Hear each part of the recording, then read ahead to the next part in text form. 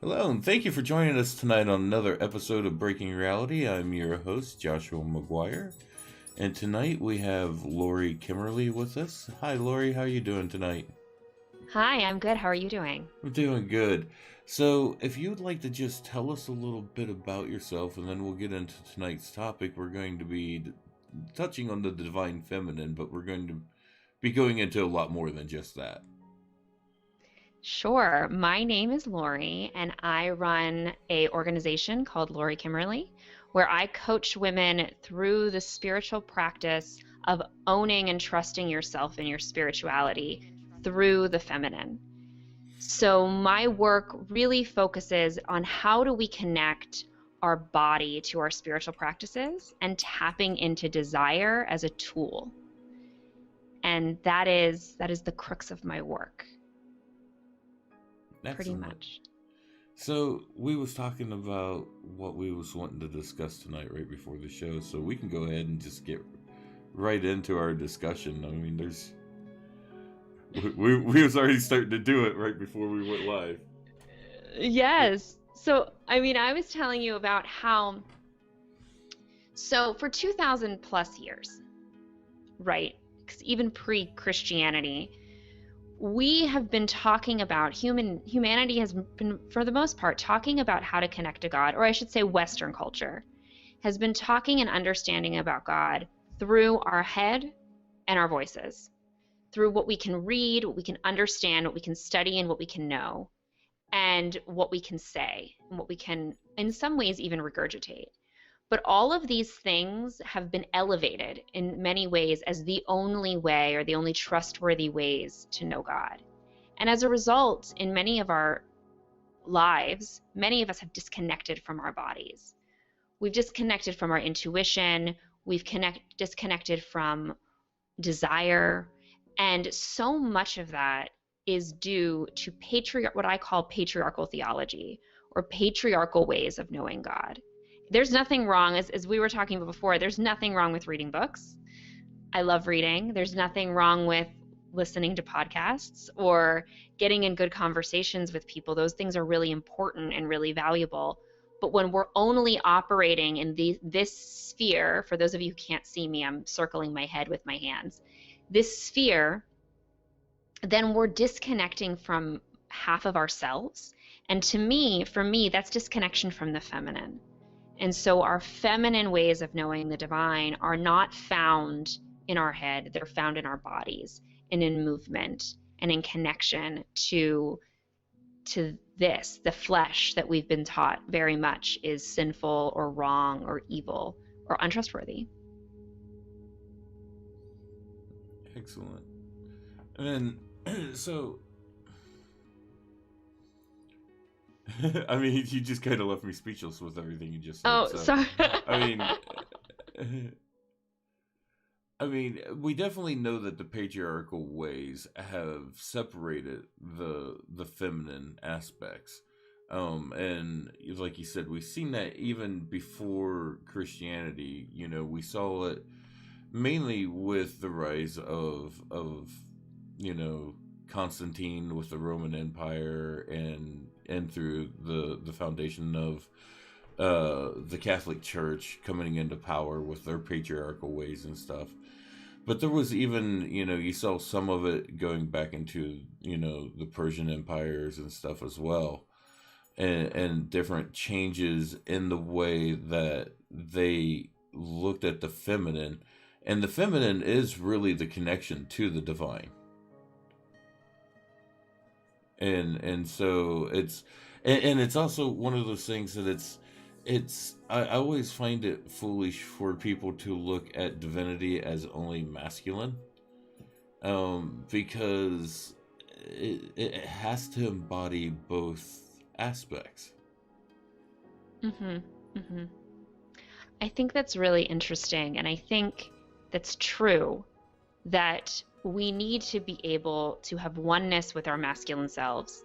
And so all of us, every single person listening to this has embodies masculinity and femininity in our energy.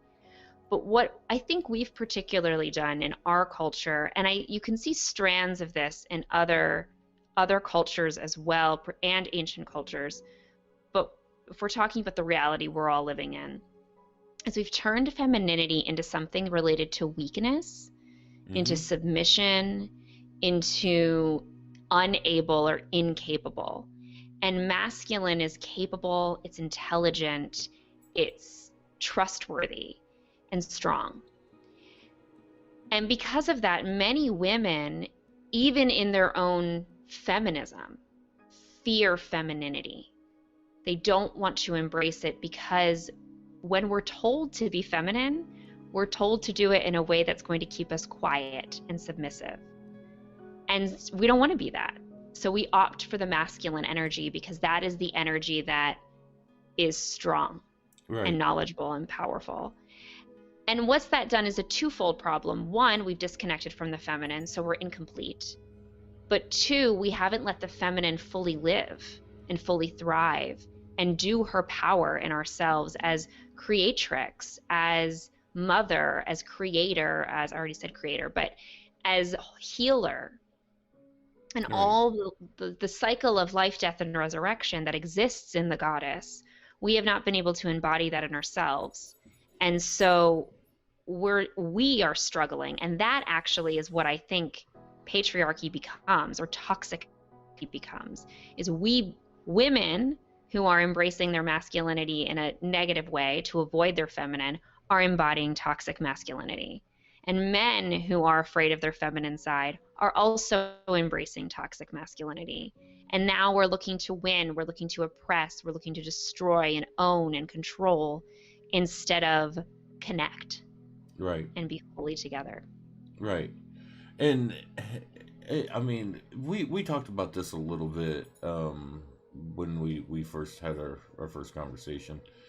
You know, it's looked at, you know, the patriarchy is looked at as being the strong, the dominant, the very, you know, overruling. But in all reality, the role that it's supposed to be playing in with the divine feminine, what the divine masculine should be playing is a role of a servant. Of a servant, it's a servitude role. It's not necessarily a role of submission, but it's a role of service, because they're equals. They've got to be on an equal field together and respect it as equals. And to look at one as lesser than the other is where you start getting oppression coming in from either side. And so that balance is really critical in everything, and that's where you really get the divine harmonies. Right. I think the masculine holds space for the feminine to create. Well, and then the feminine creates what sustains the masculine. Well, I think, and I've seen it in a couple of things where, you know, that I've, you know, stuff that I've read. But it talks about the job of the masculine is to create a place where the feminine feels safe in and of herself, that she can embrace her energies fully and go into a state of being a creator. That unless that she feels that she's in that state of where she's going to be safe to fully embrace that, she doesn't fully get into those energies and dive into those goddess quality energies that she should be tapping into. Well, exactly. And I think as we're talking about this, I tend to think about this as that the man, what he's doing for the woman in a very heteronormative relationship. But the thing that I've also found for myself, and we talked about this before as well, was that if we all have masculine and feminine inside of us, embracing our masculine selves and our feminine selves, so that our masculine self can hold space and care for and serve the feminine. So for me, when I was first single, I got married very young, grew up fundamentalist evangelical, which we can talk about that in another, later in the episode or in another time. But I was only used to being taken care of by a man. And that was my understanding.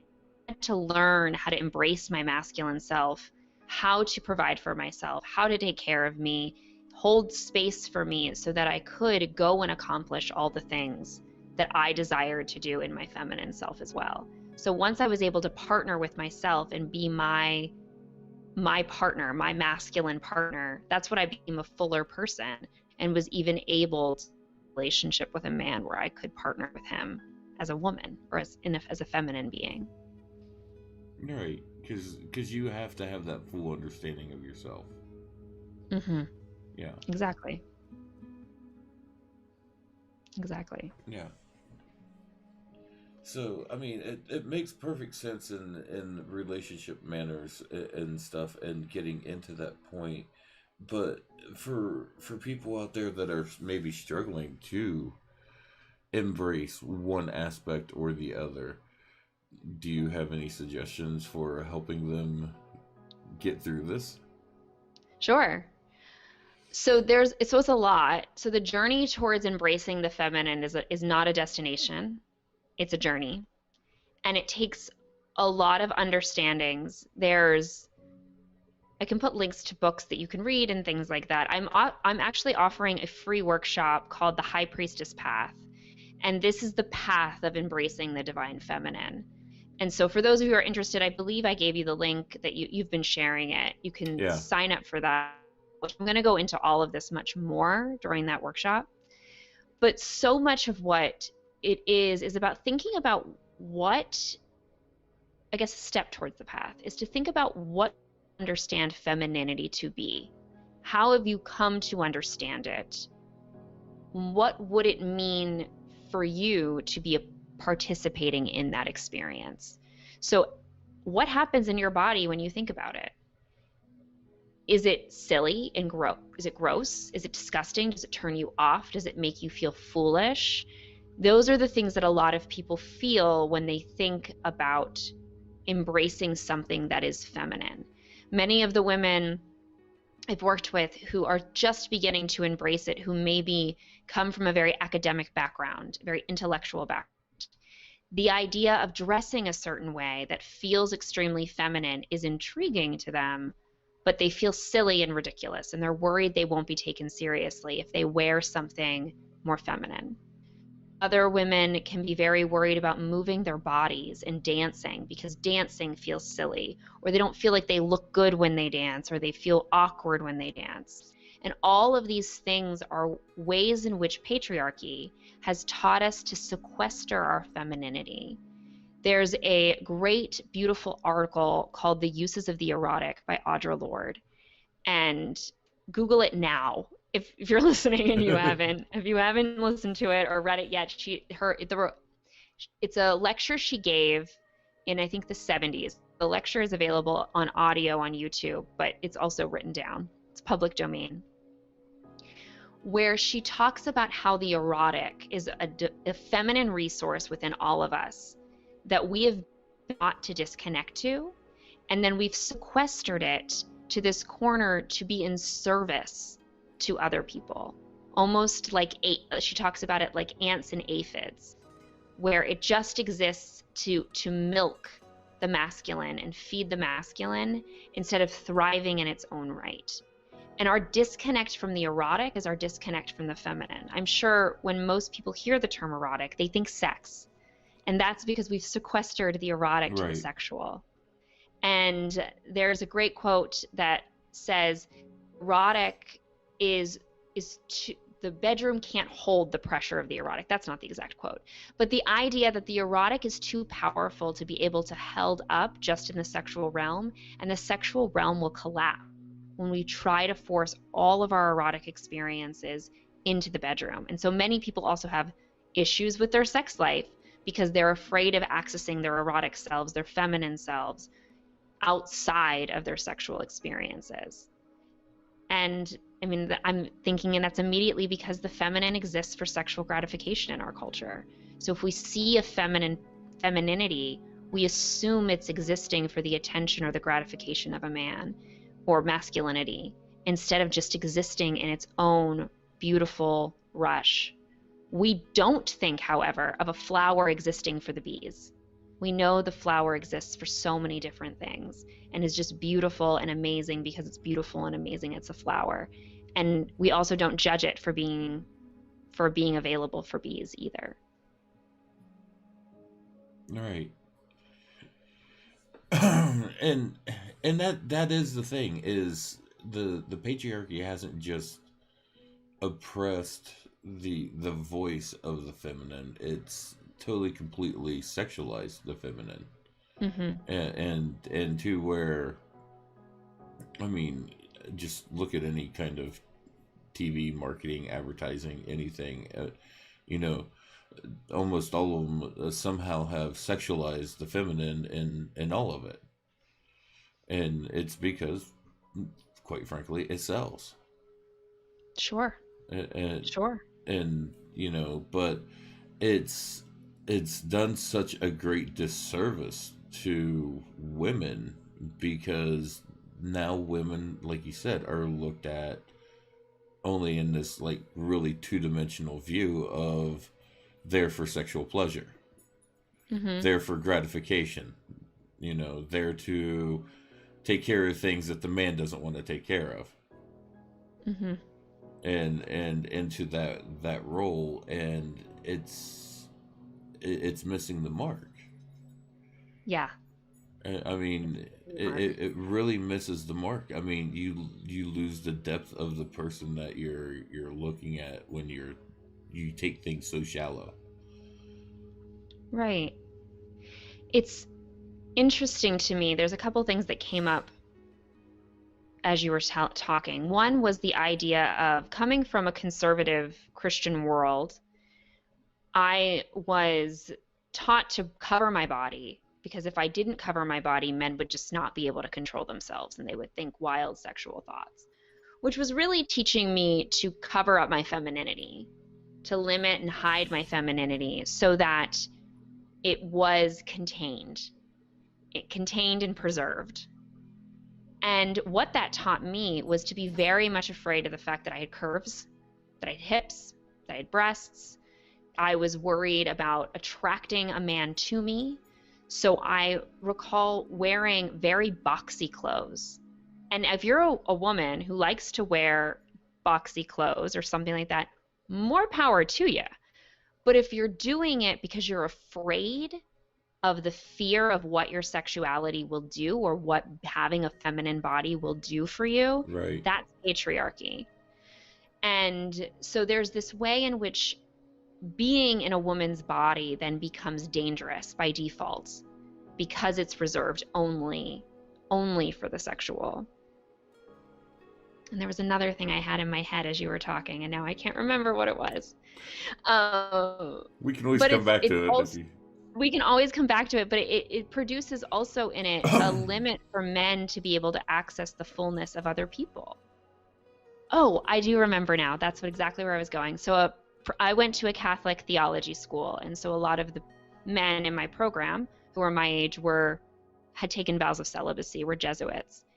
And one of my friends I was speaking with about how there are so many people who have opted in their vow of celibacy to shut off their sexuality, to just try to shut it down and not experience it at all. Whereas the other option is to embrace your sexuality, but then to be able to see it as something that's pointing us in the direction of the divine. Right. That to be able to see, so if a woman comes into his office and she's absolutely stunning, not to be like, okay, I can't have you in my office, you have to go away because I can't handle this, but instead to look at it as a way of, look at this beautiful person that God created. Right. What is going on in her head? What is going on in her soul?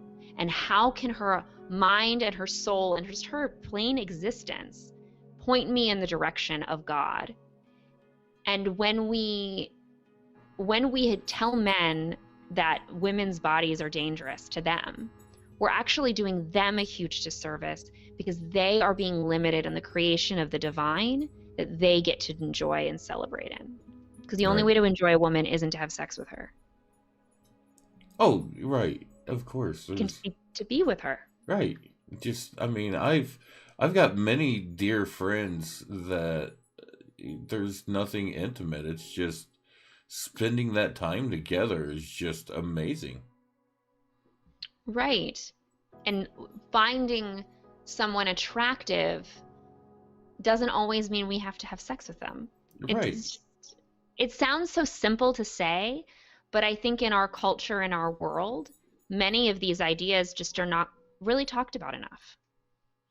Yeah, and I mean, when you got into like the whole Netflix and chill kind of thing, let's just be friends and hang out, and then we'll fool around type ordeals, and it got into. No, I'm not gonna knock casual sex or anything along those lines. What empowers one person, is different from another. But I do think that it gets to a point to where when the woman isn't respected in for her sexuality as well, and for what Hmm. she is, and not treated as such, it's really creating a lot of issues in our culture. And especially, like we said, with the way the woman has been sexualized. And then when it comes to the actual act of sex, oh, well, she's supposed to be submissive. She's supposed to do this. She's supposed to do that. And doesn't really even give the woman an option to really embrace any of her own sexuality. Right. Well, we have a setup around sex under patriarchy that says that women lose when they have sex.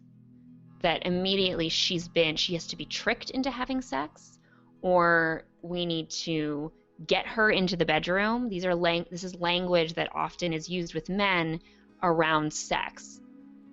Whereas the agency of the woman is forgotten. And I have a theory, and this every man I've ever told this to thinks I'm crazy, but I have a theory that not many men actually like sex.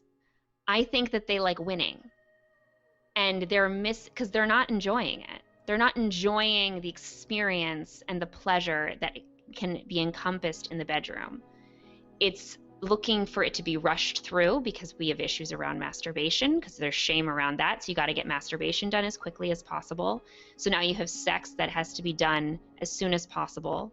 There can't be pleasure and enjoyment in savoring this person that you're with, because there's a narrative that we've built around it for men, that we've told them that it's about convincing her to have sex and then orgasming, instead of savoring and enjoying. And so many men who go and find themselves in a Netflix and chill situation don't even know how to enjoy that experience of, a woman wants to have sex with me. Let me enjoy that and enjoy the experience and honor the experience. Instead, they have sex with her and then they don't call her back. If you enjoyed sex with them, why don't you want to enjoy having sex with them again?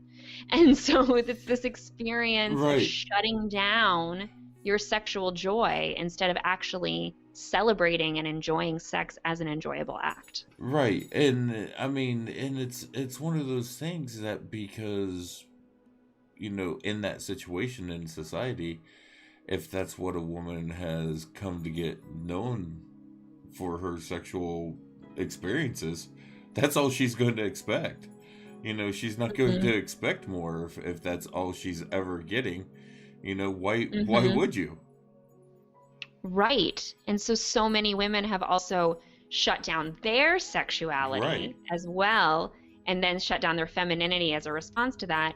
Because if they were to engage in sex and to own their sexual desire and all that beautiful stuff, then they're just going to have a man who's going to disrespect them because she's too easy, instead of celebrating just that sex is just plain fun. Let's Yeah. just I have mean, fun, right? I mean, I don't think anyone out there is going to complain about it when we say it's fun.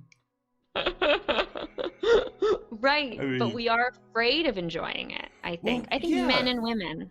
And it's because just the way that you know it was really oppressed within the church. They made Hmm. sex so taboo, where, for thousands of years before, sex wasn't taboo in religion and in spirituality.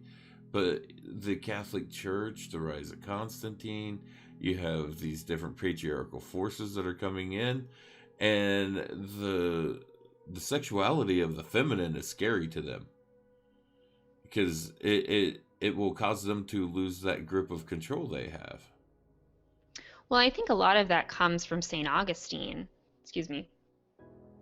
St. Augustine, who, I mean, quite frankly, if you read his writings, he had a sex addiction, and he felt really sad about that and guilty about that. So he wrote about sex and sexuality as if it was the primary sin. He even went so far as to reinterpret this narrative of Genesis for it being this idea that the intimacy that we experience from sex was not how Adam and Eve experienced it. They never had sex. Sex existed after the fall. He really added a lot of things to the Genesis narrative in order to be able to really reinforce that sex is dangerous and wrong and evil. And Christianity has sort of taken his lead and processed it through, and Thomas Aquinas has done the same thing. And I've written about this before on my blog, about how it seems that they celebrate the act of childbearing, but the act that leads to it is sinful, right, and wrong. Right. And for me, in my opinion, that's simply a product of people not understanding really the beautiful beauty and sacredness that comes from the oneness that we can experience through sexuality and through that vulnerable unity. Oh, for and sure. There's a story of the Bishop Nonus, who was around in the 300s, I believe. And he talks about, there's a beautiful story of him sitting with his followers, and this woman who's a prostitute comes by, and she's beautiful, and she's drinking with her servants, and they're laughing and everything, and all of the followers cover their heads. And Nonus looks up and follows her all the way down the road with his eyes. And when she leaves, he turns to his followers and he said, "Didn't the sight of her delight you? It delighted me."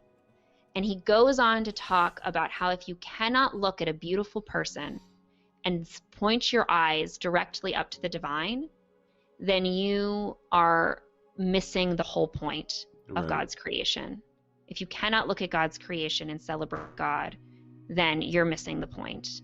And as a result, I think, of St. Augustine and Thomas Aquinas, in many ways, we have started to believe that femininity is not a creation of God. But it is. Right. It just is. There's no arguing against it. Well, yeah, I mean, it just simply is. I mean, if you go and you believe that, it even says God created the heaven and the earth, he created man and woman, and so, and going back to the aspect of God embraces both the masculine and the feminine, and exactly. Also, both at the same time equally, Right. In the Genesis narrative, it says often it's translated into English as helper, that Eve was created as a helper for Adam. But in Hebrew, the word is Ezer, and Ezer is only ever used in the Bible again in the Old Testament to refer to God as the Ezer. And it's used as a term for a hero, a helper, a support system. So we've translated helper as under, but in no other time do we understand that word helper when it's referring to God as under, ever. It's always something greater. So even in the text that's been used so much to oppress women and reinforce patriarchy, we see the exact opposite. Right. That there is something so much more life-giving within the actual narrative. Absolutely. And, you got to also look at it, too. At the time that it was being translated into English, and who was translating it into English at the time. And the reasons for translating it wasn't for bringing spiritual enlightenment to the people, it was to use religion to control the masses as another form of government. There is a great book called, I think it's The Making of Biblical Womanhood. I think it's called The Making of Biblical Womanhood. It's just recently come out. And the woman who wrote it is an amazing, her last name's Barr. I can't remember her first name, but she is an amazing religious historian. And she breaks down where so much of our ideas of what a good Christian woman is supposed to be, where that comes from historically. And it is excellently written. It's written for everyday reading. It's not written for the academy. And it was so much of what I studied in graduate school and when I was studying the history of women in Christianity and women in the Bible. She succinctly summarizes it in such a gorgeous way. And she talks specifically about how the people who were translating the Bible into the vernacular were doing so in a patriarchal space. So even if they weren't consciously thinking, I'm going to control the masses with this, they were thinking, of course women are subservient to men, because I've never lived in a world where that wasn't the case. Right. So that must be the reality. And then are translating into these terms. We give them the benefit of the doubt. But of course, we've all looked at certain leaders within Christianity and see that there was a lot of control and narcissism going on in some of their actions as well. Oh, yeah. Absolutely. I mean, it's sad to say that some of the leaders are the people that have done some of the most damage to the feminine by their actions and by the way they act and behave. And people, are looking up to these people as leaders and seeing the way they are treating women, and so they treat them accordingly. Right. Exactly. And there's a way in which I wonder how conscious it is or how subconscious it is, but this is one of the reasons why I'm talking about this High Priestess Path, this new way, these new paradigms, because the voices of women, women have been around in Christianity for 2,000 years. Oh, yeah. It seems like when we look at the history, it could seem like, and all the writings and all this stuff, that this is a religion made by men for men with only men in mind. And in many ways, that's true. But women have been participating, and they've had ideas, and they've been thinking about them, and they've been writing about them. And some of them were only able to do that in the convent. And that's where we know people like Sor Juana de la Cruz, or Hildegard of Bingen, or Saint Teresa of Avila. These women we know because they were in the convent and they were able to write and they were able to share their thoughts. We don't know the narratives and the ideas of the housewives or the women who were raising kids and making babies. We don't know their theologies. We only know them through what they've passed down to us as our mothers. And otherwise, these are the other women who spoke were witches and heretics, and they were burned at the stake.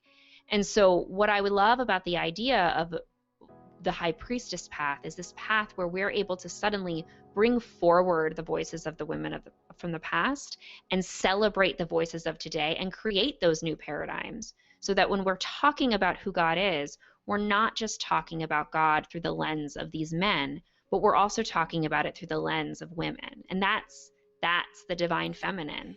And that's critical. That's needed, because if you just constantly always present it through the divine masculine lens, you're not seeing the whole. You're not Right. seeing that feminine aspect. Tuesday night, I actually I canceled my show and actually watched another show that night.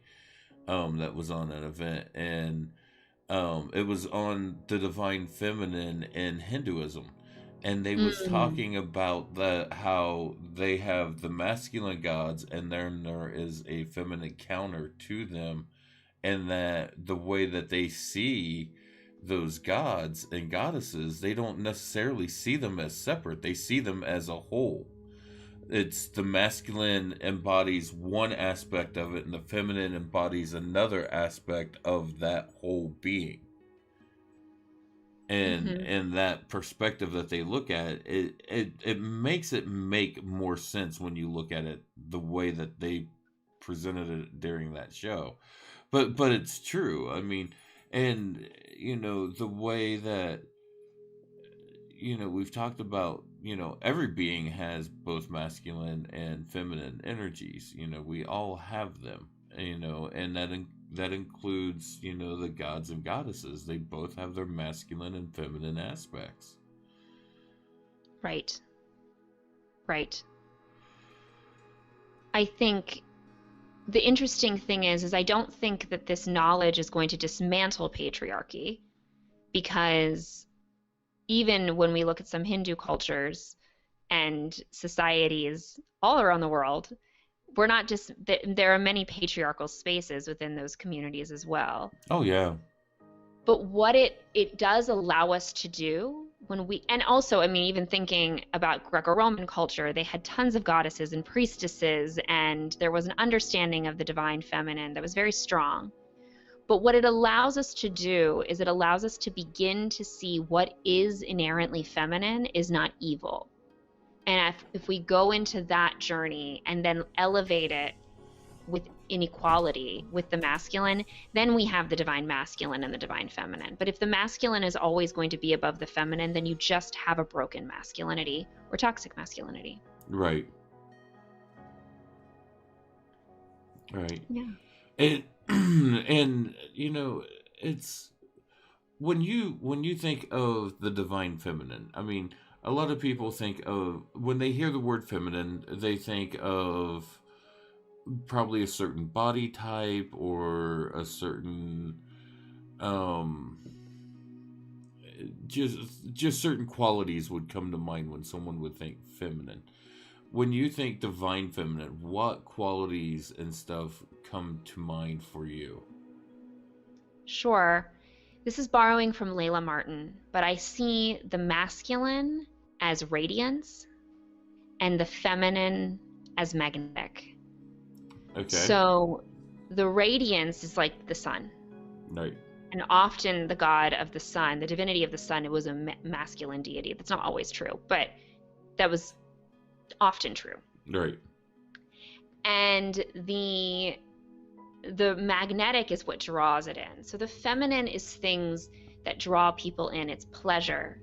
It's enjoying the moment as the moment happens and allowing things to naturally grow. It's the gestation. It's like gestation in the womb. Slowly growing, letting things happen as they happen. Sometimes it's going to be different. Sometimes it's going to be the same, but it's following the flow of the river even. It's leaning back and letting be and letting what needs to come in, come in. The masculine is radiant. It shoots forward. It goes out. It is action-oriented. I describe the masculine versus the feminine in a way that is, I have a book that's coming out. Don't have all the information for it because I'm on round 2 of edits, but but that information will be available for those who decide to follow me. You'll be hearing it. But in the text, I describe, we can't say certain things are just one thing is masculine and these things are feminine. It's more like getting ready in the morning can be done in a masculine way or can be done in a feminine way. And both men and women get ready in the morning in masculine and feminine ways. And one morning you might get ready in a masculine way, and another morning you might get ready in a feminine way. The feminine gets ready in the morning by thinking, what do I really want to feel? What's going to feel good today on me? What is going to really make my day feel good? The feminine chooses to wear these earrings or this bow tie or this shirt because it lights them up. They really like it. It gives them a lot of joy. And heels instead of flip-flops or those nice, I can't think of the names for men's shoes, but nice men's shoes, the little bit dressier shoes today, because that just feels good. The masculine gets ready in, okay, I'm just going to throw on some jeans and I'm going to throw on a t-shirt. And I'm focused on what needs to be done so I'm going to just get dressed and be dressed. There are millions of times that I've done that, and I've put on a dress. I've placed on a dress in a very masculine way. I'm just going to throw this on and run, and because I just need to get my errands done. Right. And I'm sure there are tons of men who put on suits. I think every man who puts on a suit probably is doing it in a very selective, intentional way that is connected to self-expression and creativity. Right. And so that then is the feminine. So that's how I see the masculine and feminine. You don't need to have a certain body type. You don't need to do things a certain way. You can get your nails done in a masculine way. You can put makeup on in a masculine way. It's all about the pleasure versus the to-do list. Right. Right. That's how I see it. It's a nice perspective. I like that. I like seeing it in the way that you explained it. Cool, thank you. Yeah. So you've talked about your course. So what else do you have going on that you want to talk about or go into discussing tonight? I'm going to let you really lead where you want to go with this, and I'm just going to kind of go with the flow tonight. Cool. So I have the High Priestess Path, which is a free workshop that's going to be this Sunday. And that is talking about how we can use desire to understand our spirituality. And that is a program designed for women. So anyone who identifies as a woman is welcome to join that. And and I also have another free Facebook group called Women in Spiritual Deconstruction and Reconstruction. And for those who don't know, deconstruction is a term that's been used a lot lately for people who are looking at their religion, many of whom are coming from Christianity or evangelicalism, and they're saying something smells fishy, something's not right. Starting to examine the religion that they were brought up in or have been steep marinating in for a while, right. and figuring out what they really believe. And reconstruction is the process of rebuilding what you believe. So if anyone is experiencing something like that, I have a Facebook group where there's a weekly live, and it's just a bunch of women sharing thoughts and ideas about God and spirituality and asking questions. And wherever you are on your spiritual journey, you're completely welcome there. And I also have a podcast called The Sex Positive Christian Feminists. So for anyone who's also into podcasts, as I'm guessing everyone, listening to this is probably into podcasts. But I'm hoping so. Oh, that is me and another friend of mine, Rachel Alba, who's a sex coach. And we get together once a week and we talk about God's spirituality and sexuality.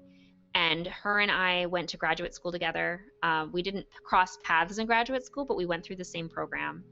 And we both just are very interested in seeing sex and sexuality and the erotic and femininity as a valid spiritual path. So we get together and we talk once a week about that.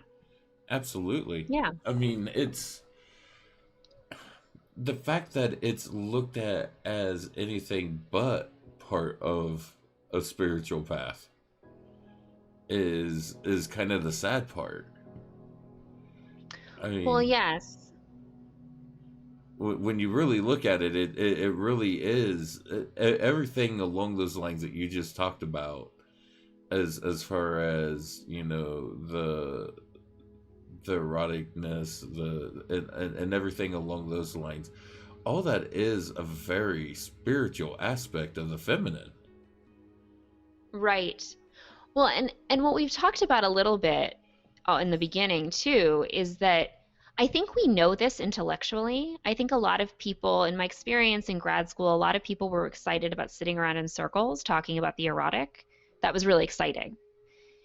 And some people are very okay with talking about sexuality and the sacred. What we get very nervous about is how that in practice. Right. And so a lot of what I'm going to be talking about in the workshop is how do we embody these things? How do we move all this head knowledge and move it into our bodies?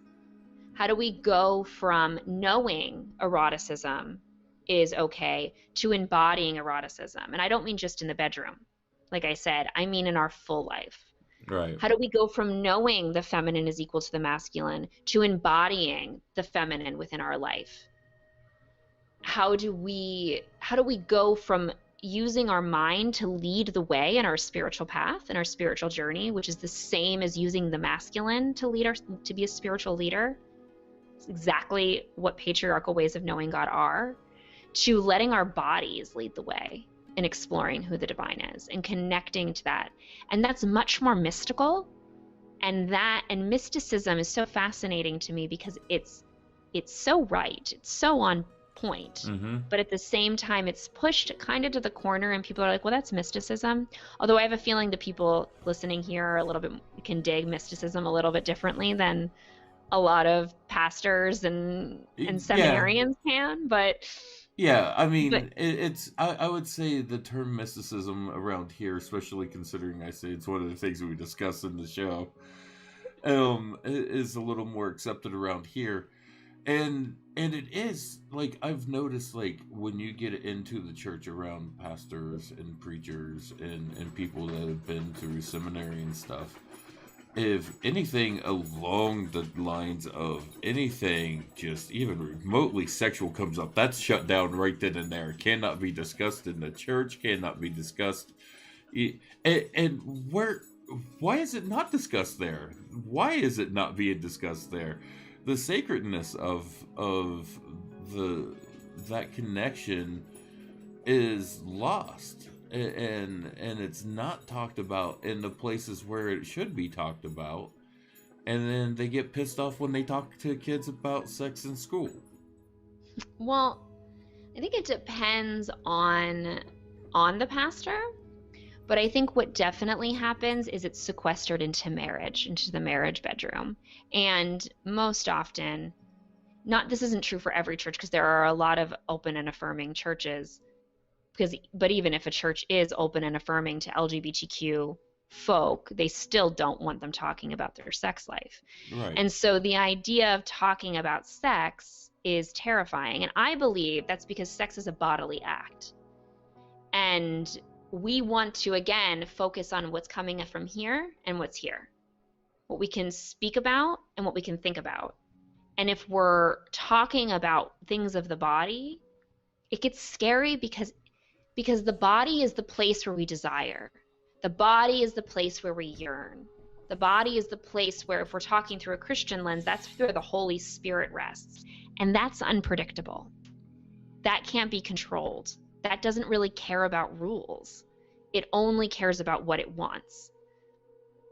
And so when we're connecting our desire to our spirituality, and we're following God through desire instead of through what the list of rules that I just read tell me I'm supposed to believe, be it liberal or conservative, whatever that list is telling me I should follow and do, if I'm only following that, then I can be controlled. But if I'm following my desire, I can't be. I'm wild. And the feminine is wild. The feminine is uncontrollable. The feminine is chaos. And we've been taught that that's scary and dangerous and should be avoided. But I say that's sacred and good and should be savored. I agree. I agree. I agree. Sure. that and you know, the whole aspect of the body is scary, but when it comes to sex with the divine feminine, what you're engaging in is sacred. I mean, it's extremely sacred. And first off, the feminine holds the keys to creation. You know, she is the creator. You know, and you know, of course, you're gonna have people say, you know, you can't have creation without man. You know, it's both. Sure. But you carry the child. You bear the burden. You go through all of that. You bring this life into this realm, and that is a very sacred role. And in churches, they seem to just want to keep it to just that role, though. Is sex is for procreation, have children, then never again. Well, of course, of course. Especially, that's much more true in Catholicism, I think, and that's kind of, I think there is a bit of disruption to that, and it feels very edgy to the church to disrupt it, but it's still regulated to the marital bed, Mm-hmm. to two people who are married. And even the idea of the sacredness of the blood of a woman's menstruation, the blood of childbirth, is seen as terrifying and gross and disgusting. Whereas in the church, we have these images of Jesus bleeding everywhere. And the blood of violence, the blood of war, which is associated with masculine deities, is good and holy and great. Whereas the blood of the mother, the blood of the maiden, that is life source, that used to be collected and Mm-hmm. put in the fields to ensure a good harvest. Oh yeah, I know. Is now evil, and it's gross. It needs to be hidden. It needs to be covered up, and it's used as a tool to regulate people who menstruate to this separate space where they cannot be present. Right. And in some traditions, it's because they see menstruation as so holy that but it's dangerous to God. To me, I think it is God. I think these are these experiences of God. And when we are ashamed of that and we need to hide it and be afraid, that's when it reinforces that a woman's reproductive system can only be known about in so much as it is directly benefiting producing the heirs for the man. Because that's still the mindset, the paradigm we're operating under. There might not be the same legal stuff going on with that, but so long as it is producing heirs for the father, then a woman's vulva is sacred and good. But once it's not in the process of making a child and birthing a child, it now needs to disappear and go away. It needs to just be gone. And I think this is beautifully painted in The Handmaid's Tale as well, where women are regulated to this place of childbearing. And then you see in that story the Jezebels, and it's these prostitutes who are women who are forced into prostitution at these hotels. And it's because the feminine, even the sexuality of a woman, cannot exist if it is not owned and under the control of men within patriarchy. Which is sad. Mm-hmm. I mean, if someone cannot see the beauty of a woman in and of itself without having to possess or own or control, that just, like you said, that's that patriarchal mindset to think that they have to in some way control or possess or dominate or force them to be into some kind of subservient role. Well, this is why we're building new paradigms. Right. And this is why there's a shift. I mean, the feminine is, people are waking up to the feminine. People like to say that the feminine is rising. The feminine's been around. She's been birthing, she's been ruling, she's been doing her thing since dawn of creation. We are waking up to her. And so what I love that's happening is that we're waking up to this new reality.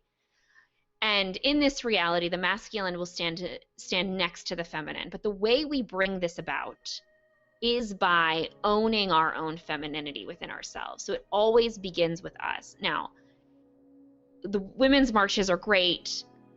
Voting for people that you feel are going to honor and disrupt patriarchy politically is a good thing to do. But it's not going to mean squat unless we've embraced the feminine within ourselves. And we start celebrating what it means to be feminine today for us. And that's how we disrupt it. Because I agree it sucks.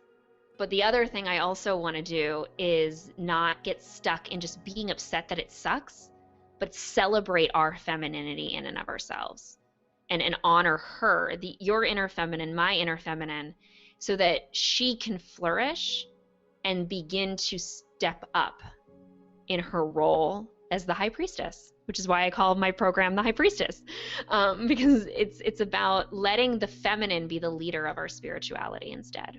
Now, what if a lady's having trouble doing this? You know, she's struggling with these issues.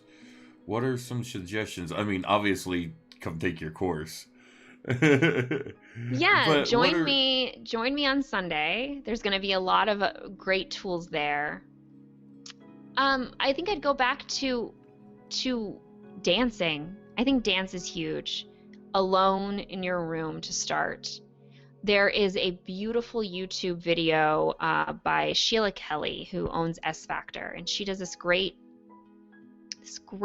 TED Talk about feminine movement and how we look at feminine movement as sexual, but it's not. Well, it can be, but it is not about the male gaze. In fact, so much of her work is around pole dancing. And so much of pole dancing comes from women's only spiritual practices honoring goddesses.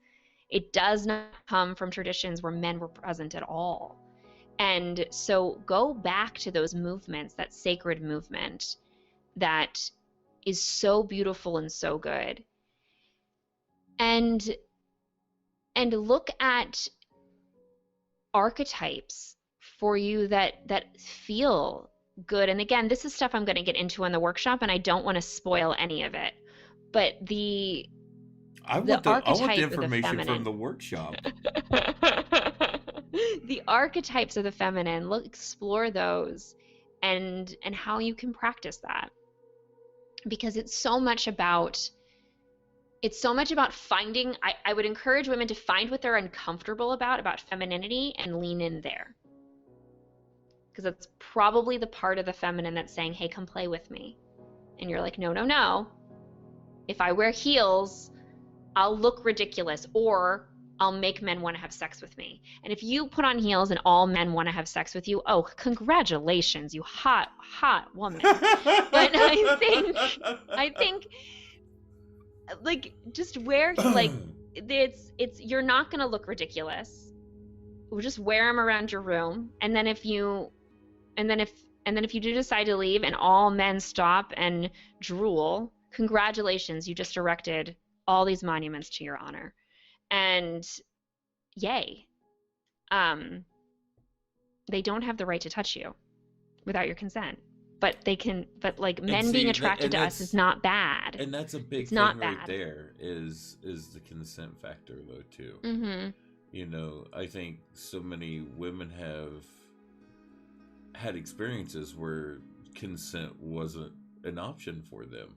And so they feel that they have to guard and protect themselves in other ways now.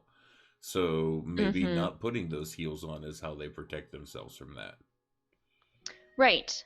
Well, there's a couple thoughts I have. So if that's what you're doing, again, just do it in your room. Because it exists for you. But the other thing is, this is the harsh part. This is a bit harsh and scary and part of the problem. But it really doesn't matter what we're wearing. It really doesn't. I was assaulted in a turtleneck, jeans, and a giant puffy winter coat. Women have been assaulted in turtlenecks and flip-flops and sneakers and all sorts of things that had nothing to do with anything that led to that. I would love to say that there was an outfit that women could wear to not get assaulted. I would love it. And then I would probably make it and sell it. But there isn't, because it just doesn't happen that way. Sexual assault happens when people want power and control. And there's nothing we can do to stop them without disrupting patriarchy. and teaching our men not to rape. That is it. So for us to shut down our femininity as a result of that is exactly what patriarchy wants us to do. Now, I get it's scary. I do. I understand. That is why you do what you feel comfortable doing. Do it in your room. Do it by yourself. When I do embodiment work with my paid programs, I tell a lot of women, like, you can shut off your camera. If today, it's all women in the program, but you can shut off your camera today. But tomorrow I'm going to ask you to think about turning your camera on. And then the next day I'm going to ask you again to think about turning your camera on. To let yourself be seen, and the gloriousness of your femininity is an okay thing. We want to move towards the world where women are safe in their femininity. And so I'm not saying you're evil if you're not wearing those heels or whatever it is for you. You're perfect. But know that that is not your fullest space of liberation. And I want to coax you into your liberation. It's beautiful. Thank you. and that's what we need more of, is really seeing women seeing that they are allowed to be empowered. Not that they just have the ability to be, but that they are allowed to be. Mm-hmm. And, you know, it's just, like you said, with the way the patriarchal society has set it up, it is, you know, you take care of the kids, or you take care of the house, you maintain this, you do that. They've forgotten the role that the feminine used to be, you know, pretty much the everything. Mm-hmm. You know, the feminine was worshipped on a grand level. You know, we have traditions of goddess worship going back, you know, thousands and thousands of years. I mean, it's one of the most primordial forms of worship that we see. Yes, I did a Thomas Skull, and for those who don't know, it's the closest thing to compare it to would be the Aztec version of a sweat. It is an Aztec practice, but it's like a sweat lodge. Okay. And when I did it, it was led by a woman, and her partner, I don't know if they were married or not, but her partner was the one who, before he came in to the Thomas Skull, he would ask for her permission, and then he would come in, he would lay the hot lava coals into the pit, and then he would leave, and then he would come back in and he would ask for her permission, and then he would put it in, and it was her realm. And she sat in there and she held space for us as she led the ceremony. But he did the action. Right. The masculine is action. He did the action things. He prepared our tea at the end. He was the one who made sure all the herbs were ready, we had did a sacrifice of tobacco to the goddess before we began. He made sure the tobacco was ready and everything, and she was able to greet us as we came in and sit with us and talk to us about what we were about to do, introduce us to the practice. And so she was holding space for us, and he was holding space for her so that she could hold space for us. Which is what it's meant to be. Exactly. And in the ancient times, women were priestesses. There were men priests as well. But the woman was the spiritual guide for the community. Right. Because she held space, and the men's actions were the things that created a safer surroundings. So a lot of times what we think is that the men were in charge because they were holding swords and they were fighting battles. And we see that as this elevated machos, although there were we have plenty of evidence in ancient cultures that some women also were warriors, not denying that. But if we are stereotyping all ancient cultures together in one lump sum, the men were the warriors, and right. The women were within the space.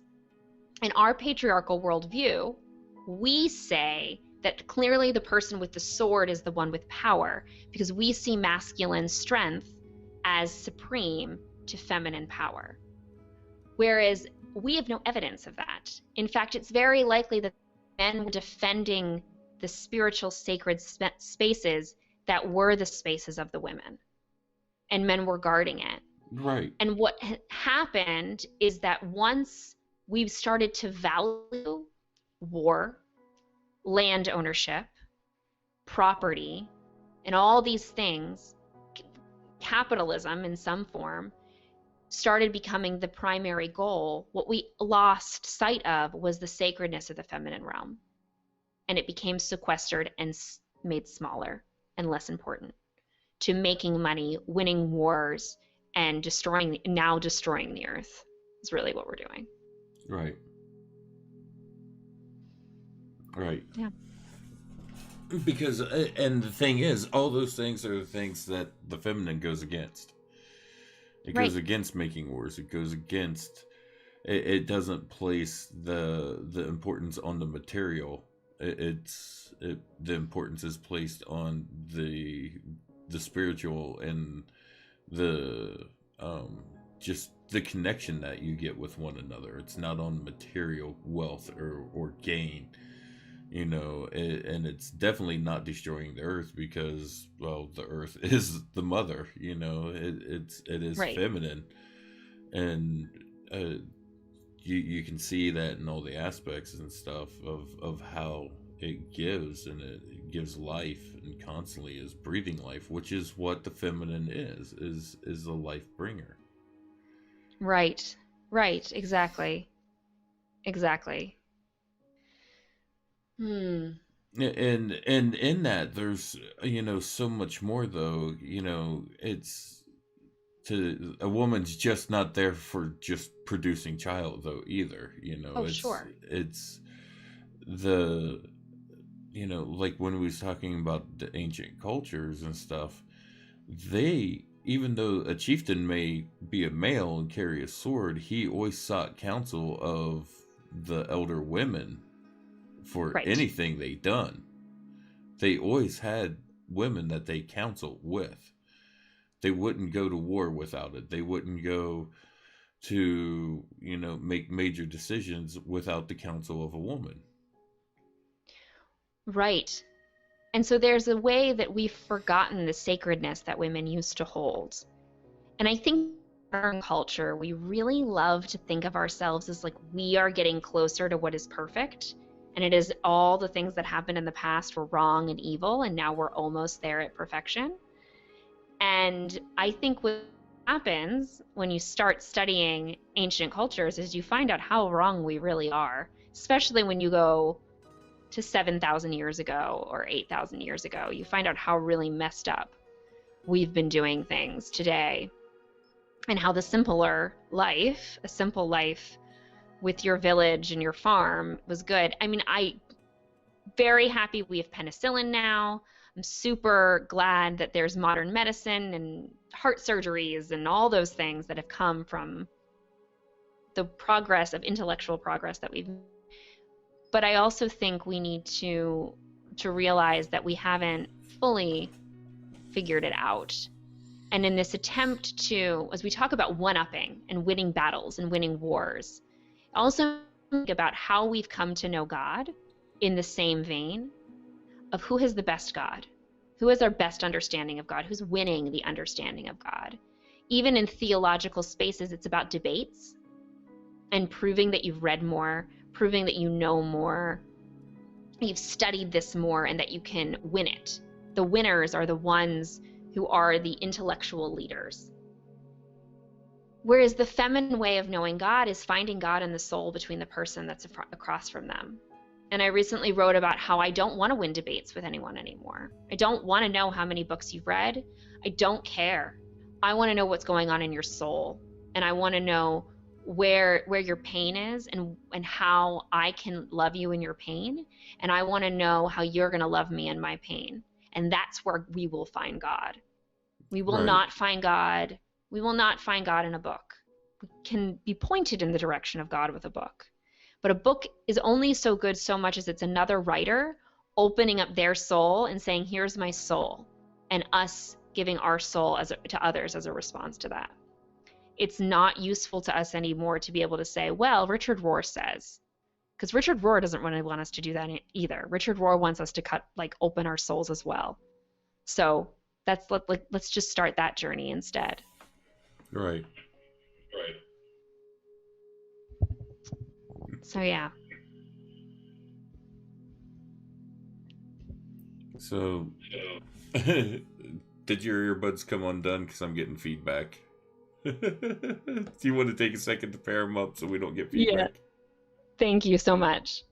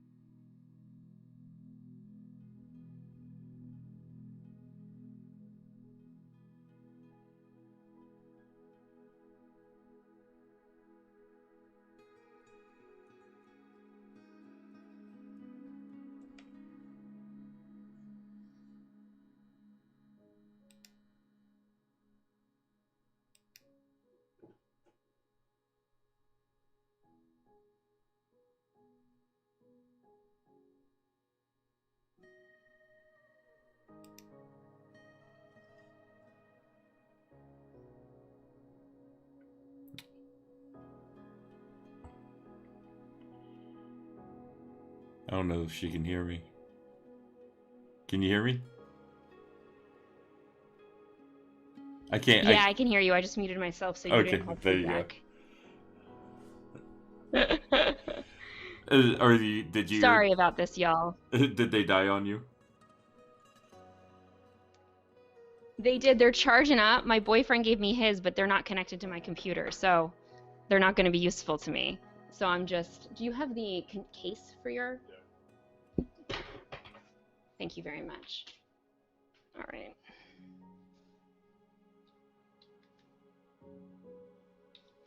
Do those wired headphones from your phone? Oh yeah, they're in that. They might be in that drawer. Which one? The second drawer.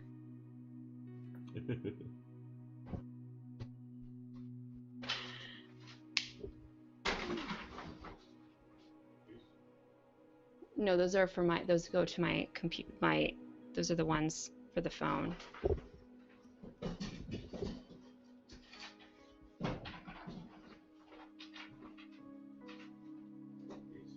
Yes.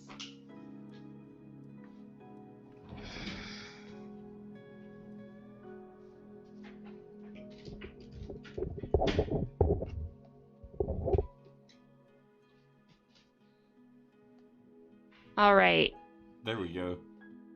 Oh, there we go. Okay, they're not as nice, but I can hear you. Oh my goodness. Oh, I'm so sorry about that. Oh, it's perfectly fine. It happens. I was not anticipating that happening at all. Just out of nowhere, it stopped working. No problem. But yes, well, I was saying about, I believe we were just talking about how I don't want to debate anymore. I want to connect to people's souls. Right. And then when we can connect to one another's souls, that I think is when all these ideas about battles and wars and who wins and who loses disappears, because now we're seeing humans. Right. And fellow human beings instead. We're seeing our brothers and sisters. Right. We're not seeing, these political lines, sees fake lines drawn on the globe and stuff, saying this is my territory and this is your territory. I got this, you can't have this, or I've got this resource, and we're not bickering when we start looking at each other as human individuals instead of statistics or numbers, or just kind of dumbing things down to in on a more masculine war standpoint of acceptable losses. Right. And I think it's when the feminine gets too far, or when the masculine gets too far, it becomes toxic. Yeah. And so there's nothing wrong with defense. There's nothing wrong with protection. Those are all beautiful, wonderful masculine traits. But when we let it go so far that it's turning into destruction, that's when we need to pull it back and connect back to the heart, to the soul. Right. I agree with that.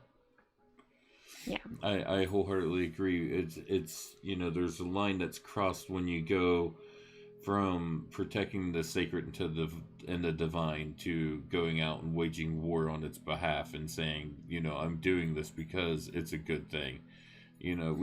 We saw the war of the Crusades, and this great holy war where so many lives were lost for what?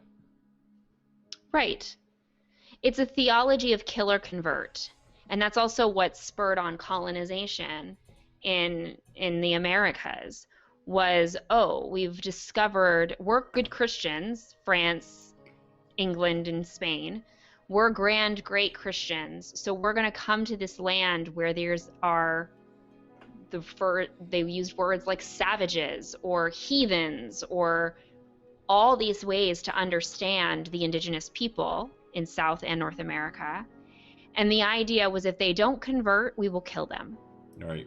And take their land and take that property and take control. And so instead of, and when I think about the indigenous cultures and the way that they understand, or many of them understand, sharing and not having ownership, it's almost like they were so much more enlightened than we are, absolutely, than colonizing was.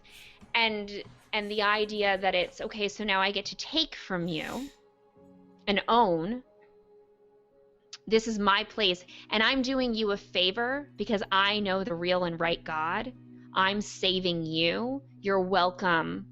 You're welcome. I'm so glad I killed all those people for you who were telling you our God was wrong. I've saved you. I'm so glad that it's a favor to you that I'm enslaving you, is what many of the theologies that justified slavery, such a favor to you that I'm enslaving you because I'm saving you from your heathen religion. And it's like, oh my God. And like looking at it now, it's broken and it's not working anymore. It didn't work then, but it really doesn't work. And it's time. It's overdue for us to realize that we need to actually start seeing one another as our brothers and sisters. And I'm not the first person to say this.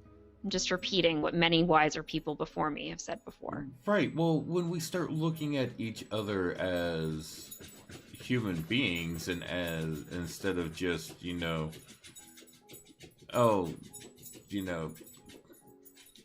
say, American and Mexican, and when we start looking at each other as individuals and as a person with thoughts and feelings and emotions and goals and dreams and everything else that makes us up of who we are, instead of just some just big clump generalization of a group, it makes it harder to judge that group as a whole. When you start looking, well, this person's not like that, well, this person's not like that, this person's not like that, like I grew up in one of those really strict conservative Christian homes, like what you talked about, and after 9/11, all Muslims were bad. Before Right. 9/11, they probably didn't even know what a Muslim was. Right. Right. And, Exactly. and all of a sudden, it's just, well, this person said they're bad, so they're bad. Exactly. And the thing I find so fascinating is that we're very quick in Western culture to look at other cultures and religions and say, look at how patriarchal they are. I can give you examples of patriarchy in their culture. Look at how warmongering they are. I can give you examples of wars that they've done and they've committed in their culture. And there's an inability to see our own patriarchy and our own warmongering and our own inability. And the thing that gets me so much is when we have reasons to believe that women have it better in Western culture than women have it in pick the other culture that people are comparing it to. When to me, in this book, patriarchy is a room that keeps women and men, but keeps us stuck. Just because we're putting different furniture in the room, just because one room has a window over here and the other room has a window over there, just because it's looking different in some degree, does not mean that it's not a room keeping us trapped. And so the nice views and all that stuff, it just doesn't work. It's not a good enough argument to say it's okay here and it's worse there. It's just different rooms and different furniture, but it's still patriarchy nonetheless. And we need to dismantle our patriarchies instead of attacking other cultures for being just as patriarchal. Oh yeah, I mean, honestly, I think the United States is a prime example of a very patriarchal society. I mean, everything really points towards the masculine with almost everything. I think the only thing that we have that points feminine really in this country is the Statue of Liberty. Which is also fascinating because the idea, Mary Beard talks about this and how we can have femininity as a something to uphold so long as it's not a real woman. Right. That she talks about that in the way eventually Athens came to look at Athena. The women in Athens weren't able to leave their homes. They were regulated to, they could go to the temple and they could be at their home, but they couldn't go anywhere else. Or the bathhouses. There were specific select places that women could go. But yet Athena was the great goddess on top of the hill that everyone went to and worshipped.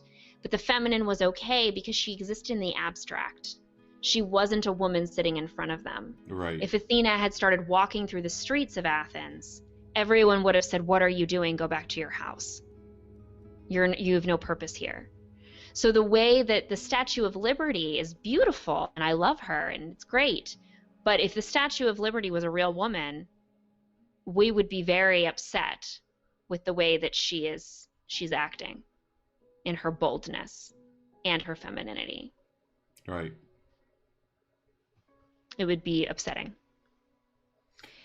And I I agree with that. Just the way our society has gotten, it has forgotten what these symbols are meant to symbolize. I mean, the strength and the power and stuff that is there in these symbols, and especially in a lot of the goddess symbols and stuff that we see. A lot of people don't realize the strength and power that's supposed to be there, that's represented.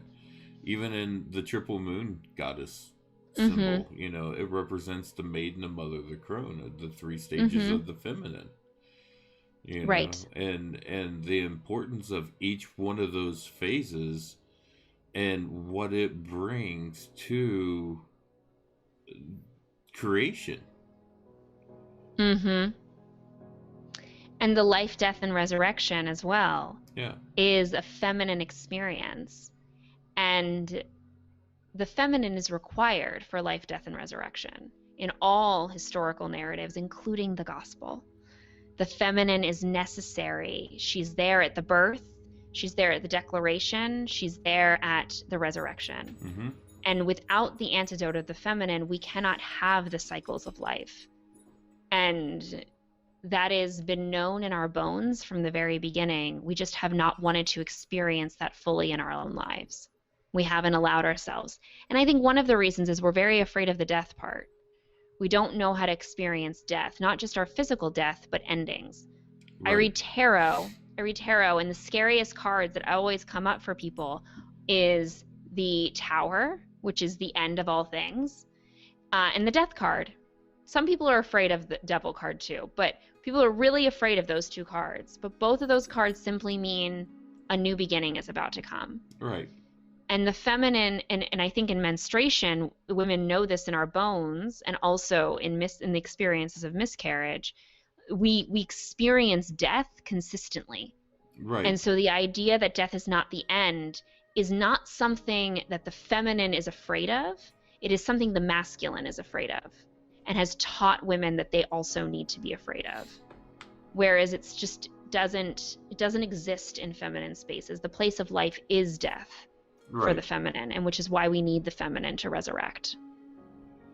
Absolutely, I wholeheartedly agree with that. That they are intrinsic. I can't even use words tonight. Intrinsically tied together. You know, the aspect of life and death, and within the divine feminine, and like you said, the feminine is the portal that brings the soul into this realm. Mm-hmm. You know, Mm-hmm. and also, you know, when it comes time to transition. Well, the goddesses of childbirth were always death goddesses. They were always, Artemis is often talked about as this, a mother goddess, a virgin goddess, and celebrated in all these beautiful, nice, pretty things.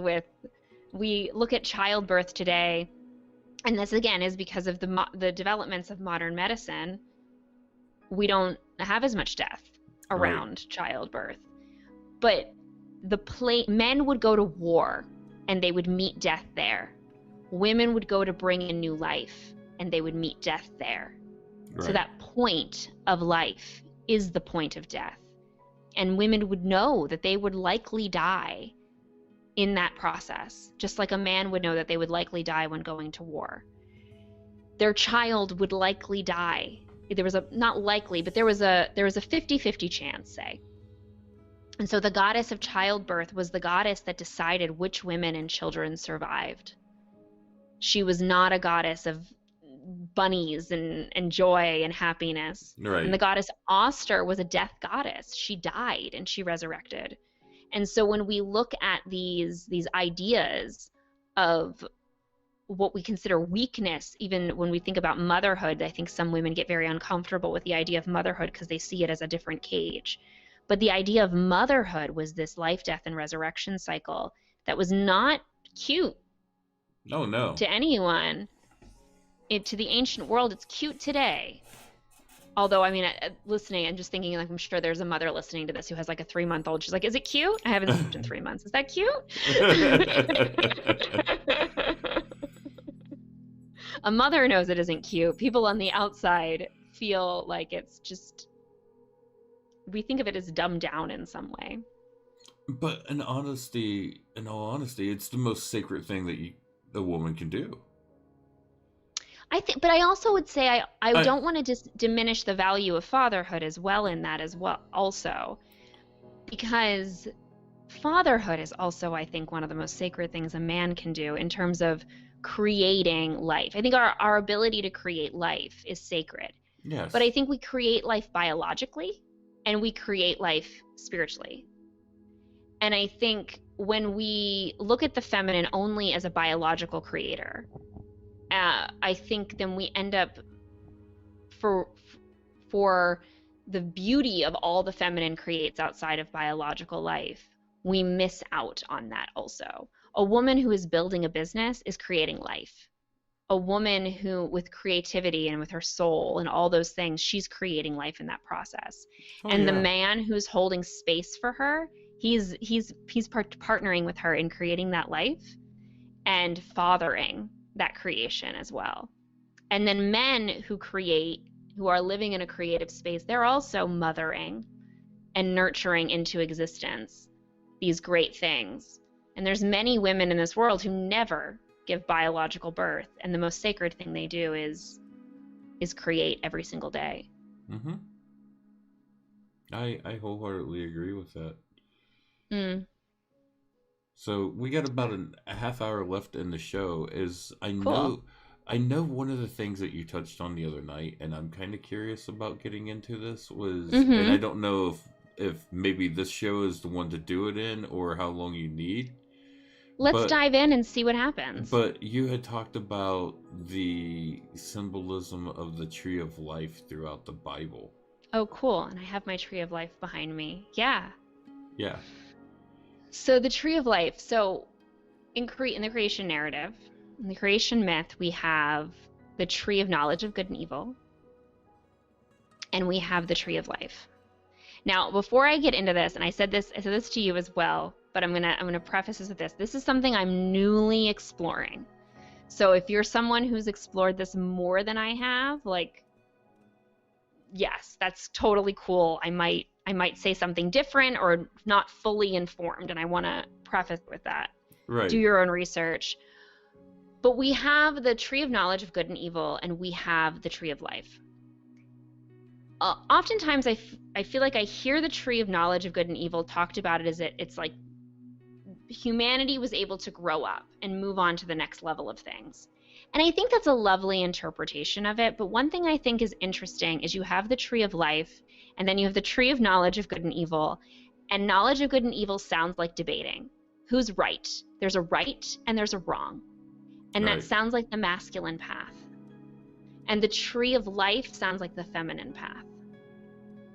And so I find that parallel very fascinating. But the other thing that's really interesting to me is the goddess Asherah. And there's a book called When God Had a Wife. And I'm not sure if you're familiar with Asherah, if you've read anything about her. No, I haven't. Okay, cool. She has a couple different roots, and in this book they talk about a couple of her different roots and connections. She's tied into some Egyptian goddesses. She's tied into some Canaanite goddess, and Baal. She's the consort to Baal sometimes. She was also the consort to El, which is where we get the word Elohim or El Shaddai. It's the Canaanite word for God. Right. And her symbol was a tree, and often sometimes it was also a snake. And we see her come up in a story in Exodus where the Israelites are in the desert. They've been in the desert for 40 days, or they've been traveling through the desert for 40 years. Oh, goodness. Evangelical Lurie is so disappointed that I've just got that confused. But they've been in the desert, and they're starting to get bitten by snakes, and they're getting infected by poison. And God says, erect this statue of a stick with a snake around it, where we get the emergency room symbol, a lot of health symbols. Yes. Look at that, and you will be healed. And that is a symbol of Asherah. And the Asherah tree is also brought up throughout the Bible as this image of life. And Asherah is condemned a lot throughout the scriptures. And I'm personally of the opinion that the texts that we have now are the texts that were preserved by the elite. They are not a reflection of what the common people were practicing. And we can also see signs of that in the archaeology of synagogues in more rural parts of ancient Israel, where they had statues and things for God's Asherah or Yahweh's Asherah. And they were shown in symbols of trees, oftentimes in symbols of palm trees. But this idea of Asherah continued through as the wife of God, this divine feminine. She was understood as the tree of life. She was understood as the source of life. It's interesting to me that the cross then it becomes being called the tree of life, which I guess some people see that as the masculine taking over the feminine, and in a way that the masculine is then replacing the divine feminine. But I don't see it that way, because, and I have a blog, I have a 3-part blog written on this, and I don't want to go into this in like too much in depth, but the 1 John 1 says, in the beginning was the Word, and the Word was God, and the Word was with God. In Proverbs, you have the narrative of wisdom, who was there at the beginning of all creation. And she has always been with God, and wisdom is firmly referred to as she, this entity that partnered with God in all of creation. And there's connections between this wisdom she, this Sophia that existed within Hebrew tradition, and how she is a remnant of the worship of the goddess in ancient Israel. And so in John 1, when you have this entity that was with God throughout all creation and is the light of the world, which is also described in Proverbs as well, she is the light. And when you know her, you know God. When you know the Word, you know God. There's these parallels between these two words. Theologically, you're seeing then that Jesus is the incarnation of Sophia wisdom in the theology that we see in John. There's a very interesting paper written or writing by Pliny, who's an ancient historian. And he talks about how we have to choose between using logos, logic, or word for Christ, or Sophia. We have to choose, and we cannot use wisdom to refer to Christ, because if we do, people will think we're goddess worshippers. But you can see throughout the writings of St. Paul that he uses the word wisdom or God's wisdom to refer to Christ interchangeably. And I have a 3-part blog written on this. So if you're looking for the evidence, go to my website and check out the blog, because all this evidence is in there. So you see the feminine carry in through the goddess, carry in through the New Testament as Christ. And then in Revelation, at the end, when there's this image of being in heaven, there is the tree of life again. So in my opinion, I believe that the tree of life is the divine feminine. And I believe that based upon my reading of scripture, which, deeply grew up reading it every day and have a master's in theology, I feel that it is very much connected to this idea of seeing the thread of the divine feminine flowing straight through revelation of the goddess. I think it's intentional that we don't know that. I think it's intentional. And I'm not the only one who talks about this, but it's intentional that we use he for God. It's fully and completely known that if we talk about God in the feminine, people were in the early church worried that it would be considered polytheism. So we have to use he, which I think is just patriarchy, for better or for worse. It's them trying to distinguish themselves, but doing so in a way that ended up harming women for 2,000 years going forward. And I think that the fear is also, I think it has to do with nationalism. I think there's ways in which the elite in ancient Israel did not want the religions of the Canaanites and the Persians and the Babylonians and the Egyptians who had invaded, or when a nation invades another nation, their religions get together and create new understandings of God. They didn't want that to happen. There was their desire to keep a purity. And so in that attempt to keep purity in the texts, they end up wanting to maintain monotheism. So they opt for a male God instead of the truth of it that we really see in like the essence of the narrative is that God is the God of all things. God is just God, not gendered. But yeah, I think it's intentional. And I think that the feminine is there strongly and beautifully. Well, I mean, where you said not gendered, but we also need to say gendered as well, though, too, because it embodies both gender roles, and they're both there.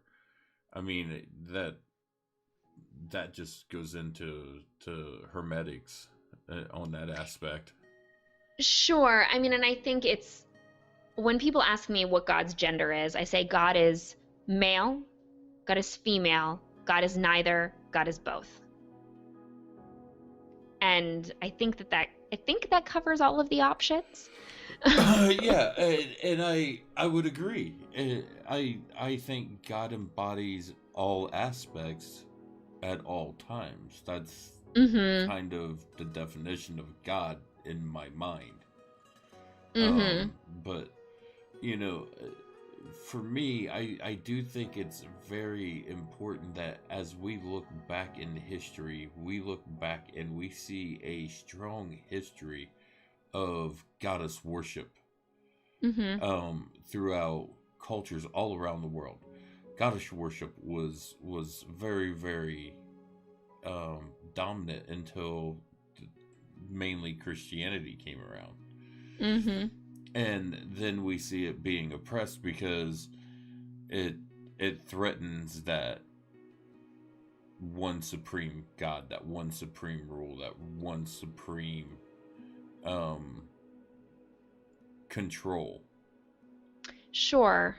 I do want to say though that the Roman Empire was pretty evil in a lot of the things that they did, even with their goddesses. Oh yeah, So I think that honestly, I think that a lot of early Christianity was against empire, was against the oppression of the Roman Empire.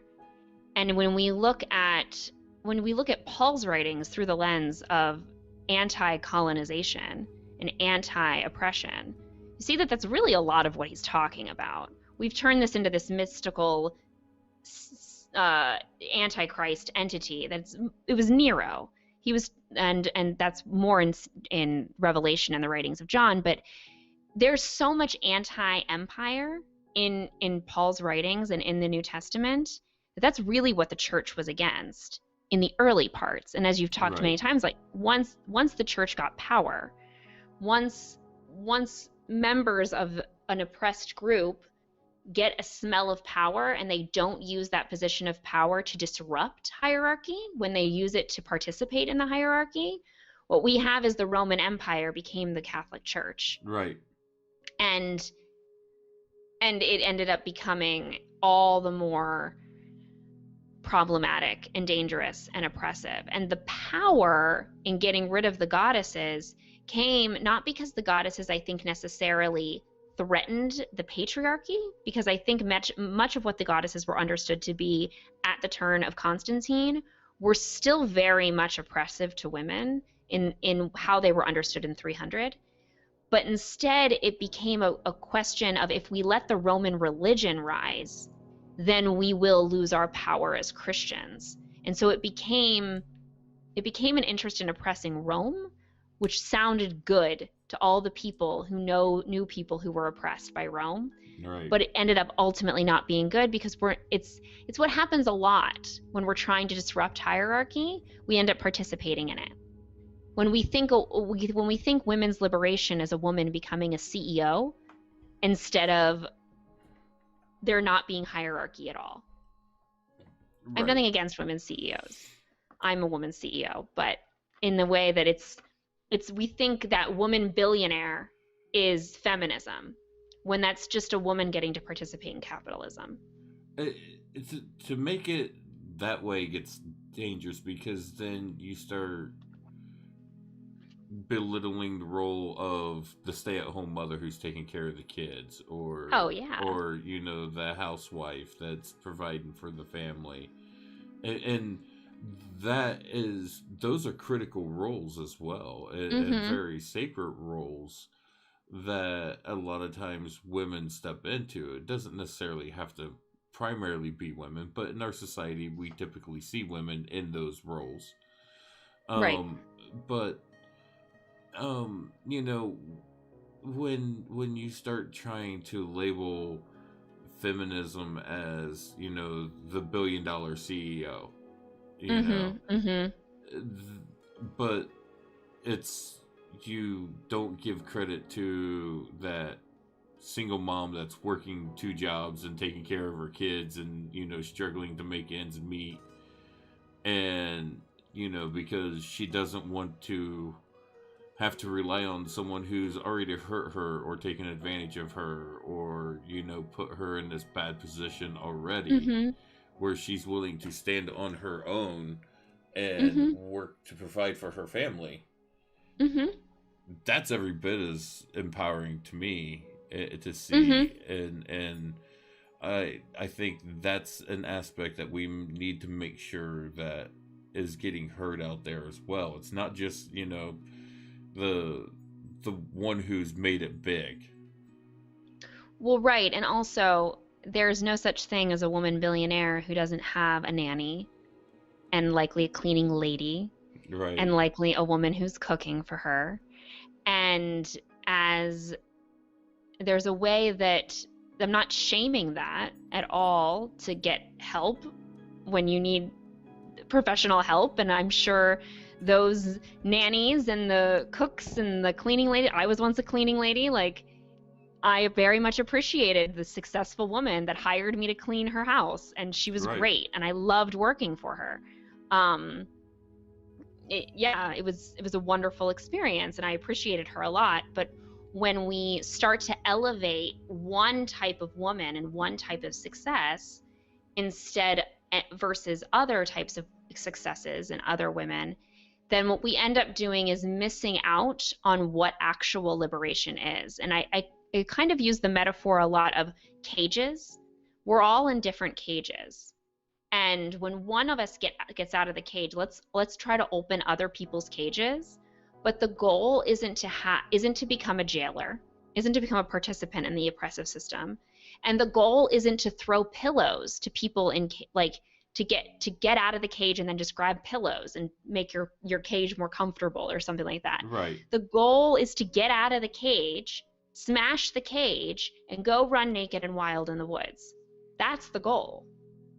And we've somehow gotten confused that if we get a woman president, I'd love it if we had a woman president, but if we have a woman's president, patriarchy will still be thriving. If women start being paid equally to men, that would be wonderful and that would be beautiful, but we're still going to have patriarchy. Patriarchy only comes, this is going back to what I was saying, is when we honor the feminine within ourselves and within Right. other people. When we're allowed to fully express our femininity and we respect it, that is when it's going to happen. And this also, I think, leads into anti-transness and homophobia, because we don't want people in masculine bodies or who are born and labeled as men at birth to be feminine. We want them to stay masculine. We want women to become masculine as well, or in their femininity to be subject to men's sexual gratification. So it disrupts the power dynamics that we're existing in right now when somebody who was identified as male as birth says, I'm a woman. It's like, no, you can't do that, because that's disrupting the system. That's disrupting the patriarchal system of your body being you getting to own a woman. But if you're not buying into that game, that's a problem. And of course it also does it when someone who's identified as female at birth transitions, because that person is then not letting their uterus and their ovaries being used for the gratification of a man. And that's also equally as problematic. So problematic to patriarchy.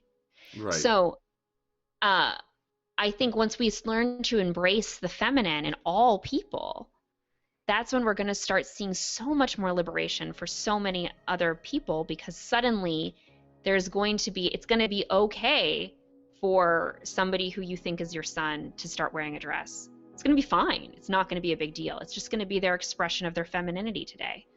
Right. And whatever that's going to look like for them going as they grow up is okay too. Right. Yeah. And and I've met people that are like that. I've met guys who totally completely straight guys, very very masculine in most aspects, wears a dress because it's his way of expressing his feminine. And that's healthy. Yeah. We like to think of it as we've labeled it as scary or problematic, but I mean, dresses are just fabric wrapped around someone's body. And if it makes, but I also want to encourage that the dude who has a blue bow tie and wears it, and that lights them up, that's also an expression of their femininity as well, because it's not the inherent fabric. Right. It's what it does to your soul that's feminine. Right. It's that creativity that you're bringing out with it, and your form of expression with it. Right. Right. Yeah. Exactly. Right. It's that energy that it's embracing, not, oh, well, this color's, it's blue, so it's masculine, it's pink, right. so it's feminine, Right, exactly. Right.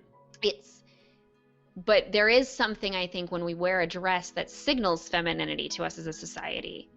And then we don't want people with penises to wear dresses. That doesn't work for us for some reason. But it's a limiting on what lights us up. And it goes back to Audre Lorde's uses of the erotic, where if we're lit up by things, then we're not going to spend our days just trying to be fed like aphids by the numbing experience that life is offering us right now. This idea of being satiated by Netflix, binge watching Netflix, or drinking alcohol, or drugs, or all these ways in which we've learned to satiate our desire. Mm-hmm. If we tap into the erotic, then suddenly we're getting lit up not by those things, those plasticized experiences. We're getting lit up by the sunrise. We're getting lit up by dancing. We're getting lit up by joy. The thing is, the erotic was made so taboo by Puritan law. And that's where we really see that aspect. And I understand the erotic that you're talking about. You're not talking about the erotic just on a sexual level. You're talking about the erotic on a very deep spiritual level, where you see the glory and the beauty and just the pure, for lack of better terms, sexiness in a sunrise. Yes. It's just gorgeous. It's just, like, to me, it's the moon. I love going outside and looking at the moon. The moon is just that sexy goddess up in the sky to me. Right. And honestly, if you're ever around when I'm outside at night, I'll talk to the moon. It's just one of those things. Yeah, I think that's great. I think it's interesting because asceticism is a fascinating movement that we associate with shutting off desire and pleasure. But the ascetics' writings are some of the most erotic writings you can read, because their relationship, they took all of that. They didn't take the erotic and sequester it and suppress it into the bedroom and then shut it away. They took the erotic and they expanded it into their understanding of God. Mm-hmm. So they may have been hermits in the desert, sitting by themselves, not interacting with any single person, but they were experiencing some of the most erotic lives because they saw their relationship with God was rooted in that soul-filled passion. And I think one of the reasons we've seen so many problems in the ways that priests have functioned around children is because they've been taught to sequester their erotic selves, and it can't be sustained there. And when we have to hide our sexuality, it will, as a result, always come out in a form of oppression. Right. And that's also, I think, when we go into sexual assault, that's why men rape, because they have not been taught what to do with the erotic. Right. And they think we teach men that their sexual interest in women is wrong, and they're ashamed of it. And so they have to trick women into the bedroom. They have to play a game. They don't know what to do with it. And then some of them use violence to express it. Well, and you'll get a lot of them that have this idea that, okay, woman's supposed to be submissive to her husband, so that woman must be submissive to man. Man must dominate woman. And they bring this into the bedroom, and they have no idea what they're really doing other than just being abusive. Sure. And they try to play it off under this guise of, well, I'm supposed to be in control, I'm supposed to do this. but they're just being abusive, and they're not honoring the sacredness that is in that partner that they're with. Well, it's a misunderstanding of desire. It's as if their desire is what is necessary, is what needs to be satiated, instead of a partnering in enjoying one another. Right. But then the other thing I think about is how some men feel that their sexual turn on, is shameful. So they feel that any form of expression of their sexuality makes them disgusting or perverts or something along those lines, which is the opposite of that domination that you're talking about, but is just as destructive. Right. Because it's like I either have to be an absolute dominating pervert on one side where I don't respect her at all and it's just about me, or I have to pretend I'm not attracted to anyone at all. And the integration of desire and sexuality and body is so deeply needed for our men today. So deeply needed for our men. So we talk about how women need to understand their sex and sexuality, and how women need to embrace the feminine for themselves. And that balance happens for women in such beautiful ways, but that balance needs to happen for men as well. Oh, absolutely. I wholeheartedly agree. I Yeah. wholeheartedly agree. And you know, I told you before, I'm going to be working on a men's group, and I'd like you to get involved with some of the conversations in that group, because you've got aspects that group is going to benefit from hearing.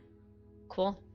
Most definitely, you know, and when we start doing these kind of works, and the whole goal with the men's group is to bring men up to being their divine masculine selves, focusing on them attaining the divine masculine, and working towards that, so that they step out of this realm of oppression that they're holding in with these, I call them Hollywood perspectives of what masculinity are supposed to be.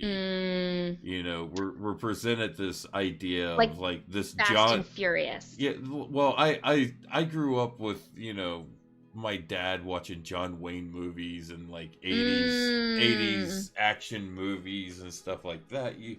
You've got this persona of these tough guys who, you know, are just, you know, they don't cry, they don't show emotion, they just go and they do whatever it is, you know, no matter what. And you know, I remember growing up and being bullied at school and coming home upset, and my dad going, well, you just need to be more like, you know, Chuck Norris, or like these are actors, these are characters that these actors are playing. These are not real people that they are portraying. Like, it's kind of this trope that we see in the movie Taken, where it's almost like destruction of your family fantasy porn, where this man is, there's another, I'm going to conflate all these movies together, but the plot is pretty much the same. Suburban dad has a daughter or little kids, and a gorgeous wife, and their everyday life is relatively monotonous. Then their family gets murdered or kidnapped, or something terrible happens. And then their inner warrior comes out, and they get their guns, and suddenly out of nowhere they're a super ninja with great shooting abilities and all these things. And then they end up finding the evil drug dealer or mafia person, and they shoot him, and they defeat, and they win the day, and they've like totally succeeded. And it's, to me, it's like sometimes the most masculine thing that man can do as the dad in the suburbs is pick the kids up from soccer. Right. Like, that's what we need. I was gonna say, you just described like every big blockbuster film from like the last 20 years. Well, yeah, I mean, I think we can all think of those plots. And that's the plot of Taken. That's the plot of, there's a movie about a guy who's like on a train on his way to work. And it's like the monotonous day going from the suburbs into the city to work. And then like a terrorist comes onto the train and he saves everyone.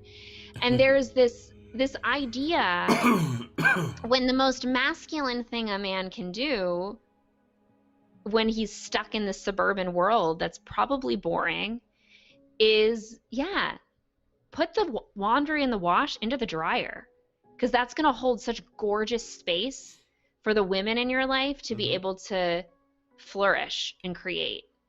That's masculinity. Yeah, I mean, and that's the thing. That's what they don't understand is that a lot of the true masculinity is doing the little things for the lady.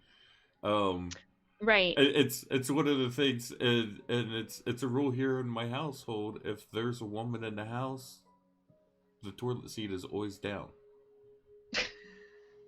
and I'll have young boys that will be here that are guests, and I will teach them, you do that to just be nice to the lady.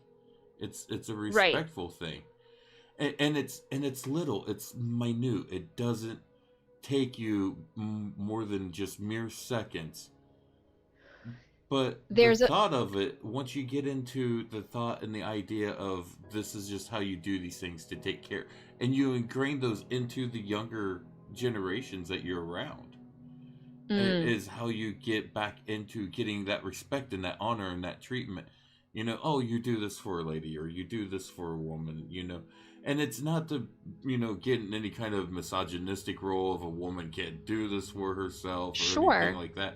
It's coming from an aspect of respect and honor, and of that servitude that I talked about, where you're giving of yourself to take care of the feminine, you know. And it's not just, you know, your spouse, your partner. It's all the women in your life, your mother, your daughters, your sisters, your, you know, cousins, your aunts, you know, everyone that's around you, you know, and honoring that at all times. Right. I think oh, my earbud just fell out. I think there's a fascinating idea that I don't remember where I heard it, but it's not my idea. And the idea is that men are always wondering what women want. What do women want? What do women want? Do they want money? Do they want fancy things? Do they want to be all this stuff? What women want, the secret, is women want to be witnessed.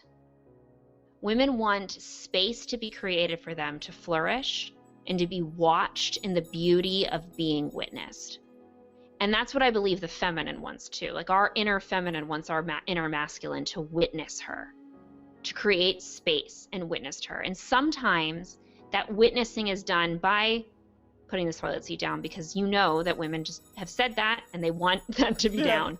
Or it's done by a man who's partnered with a woman when he witnesses her throughout her day to say, what do you need today? Mm-hmm. Should I take some meat out of the freezer and de-thaw it? Should I order food? Should I draw a bath? And sometimes not even asking that question, depends on how well you know, because obviously there's some women, people don't know, they don't know what they want. But oh my goodness, I know that she's going to want to take a bath after the end of the day, so I'm just going to make sure that's ready for her, right, so that she can take a bath. Or if she says on the way home from work, I really just want to take a bath, have it drawn. Witnessing her so that she can fully flourish as she needs. But one of the key things I think this is overwhelming sometimes for men to hear, and I think this is why I work with women particularly, is because when women own their inner masculine and have integrated their masculine and feminine within themselves, they have the ability of their desires to communicate it very clearly, so that she can say to her partner, I'm on my way home and I really want to take a bath. Will you draw that for me? Will you put bubbles in it? And will you also light 3 candles, the rose ones that I have in the drawer? Will you make sure my robe is by the tub too? Thank you so much. Because she knows that's exactly what she wants. Right. Instead of men having to feel like he's going to watch her and observe and guess. Because a lot of times I think where women who are not fully integrated into their masculine and feminine make a mistake is that they don't know how to be the masculine, where they're proactive in taking care of her feminine needs. So then her masculine person in her life can't take care of her as well. don't know if that just made sense. It does. But... It does. But yeah, and you know, I understand that aspect, and that really is an important thing. And you know, when the feminine is speaking out and saying, I need this, it's really, really important that the masculine is listening right to what is really being said. Mm-hmm. And is responsive to it, because that's really the role, that's really the dynamic. And they do interchange. The feminine takes care of the masculine, it heals the masculine, it helps the masculine get through Mm-hmm. so much. Mm-hmm. But it's the communication is really the key factor. And the fact that we have seen women's voices oppressed for so long, Mm-hmm. it's Mm-hmm. really important to start to hear that feminine aspect again coming out. And Mm-hmm. you know, it's, and especially in spiritual circles and stuff, you know, women were the original spiritual leaders. And Mm-hmm. you Mm-hmm. know, we've seen it shift to where it was almost all masculine at one point in time, and it was very rare to see a feminine spiritual leader. Right.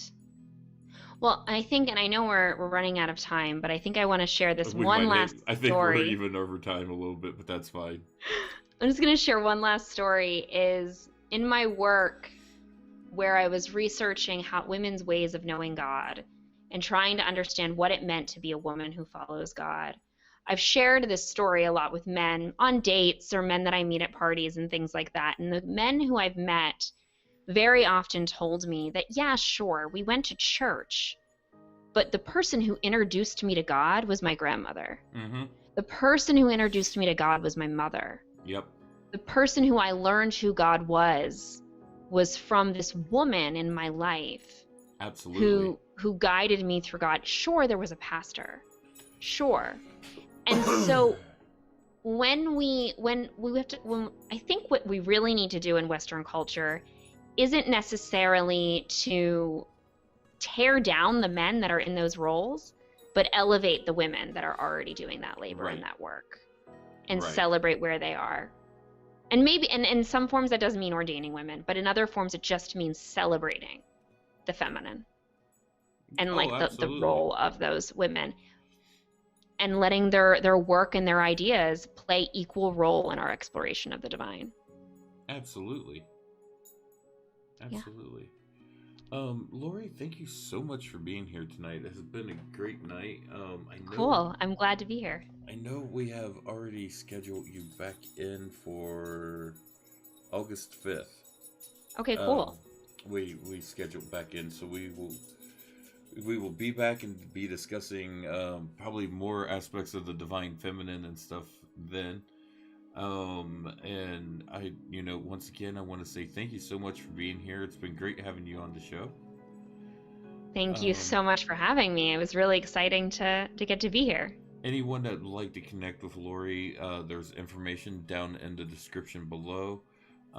There is contact information down there to get a hold of her. Also, if you want to get in touch and stay in touch with things going on with Breaking Reality, down in the description below as well, there's links there for that. So by all means, check those out. Join the Discord, join the other social media and stuff. That way you can stay in touch with what's going on. And once again, Lurie, thank you so much for being here. It's been a pleasure. And everybody have a good night and be blessed. Thank you.